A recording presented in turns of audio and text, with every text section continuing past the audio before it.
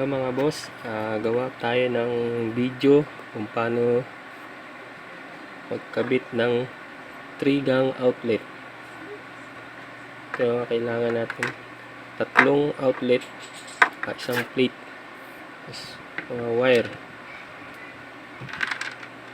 Ganito lang pagkabit nito mga boss. Ito.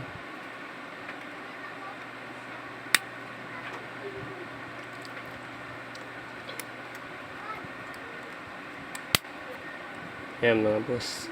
Tapos kuha tayo ng pan-jumper. Bali nagputol-putol na nga pala ako mga boss ng wire pan-jumper. Ginagawa ko pala mga boss para saktuhan lang ng pan-jumper yung sukat. Ito ganito, sinusukat ko yung haba, ganyang kahaba, para saktuhan lang siya mga boss. Tapos sa pag-splice naman ng wire, ito po yung sukatan para saktuhan lang po yung wire na tamang-tama lang po na ipapasok. Nito lang mga boss.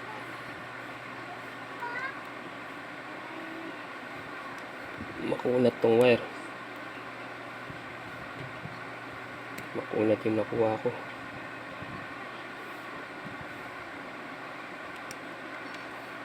Makunat siya mga boss.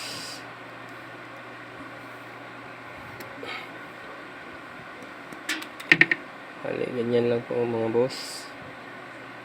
Tapos dito natin lalagay.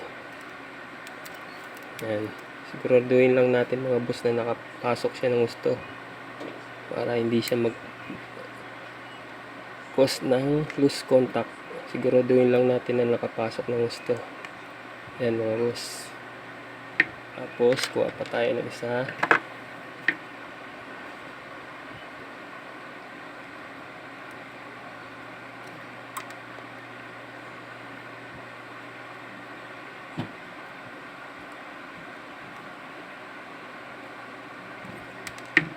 Ayan mga boss.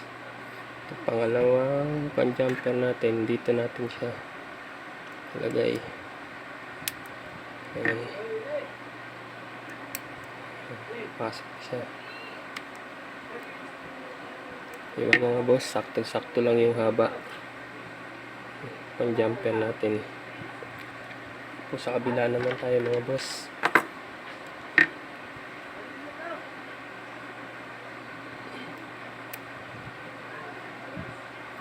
Hindi ko na nga pala sinusukat dito kasi tansyado ko naman kung gaano kahaba yung babalatan natin. Pero doon sa mga baguhan na hindi pa kabisado, ito po yung tamang sukatan. Ito po. Para saktuhan lang po yung matatalupan yun na wire. Yan lang po. Pasok na maigi. Siguraduhin lang na nakapasok maigi para hindi mag-cause ng loose contact. Tapos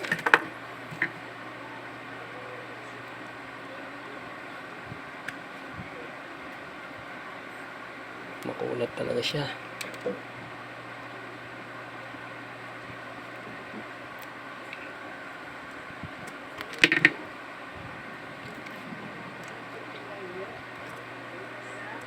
Yan.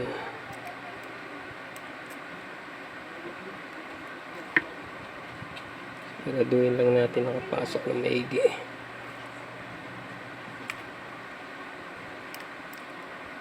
Yan. Tapos kuha tayo ng wire para sa line 1.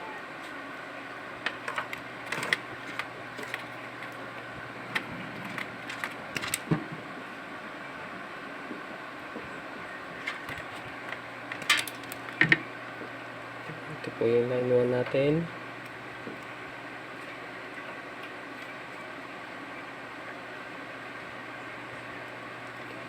Yan po. Tapos isa pa para sa line 2.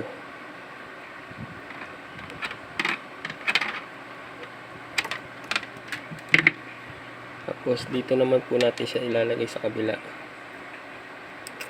Ayan po mga boss. Yan. Ayan. 3 gang outlet. Ayan mga boss.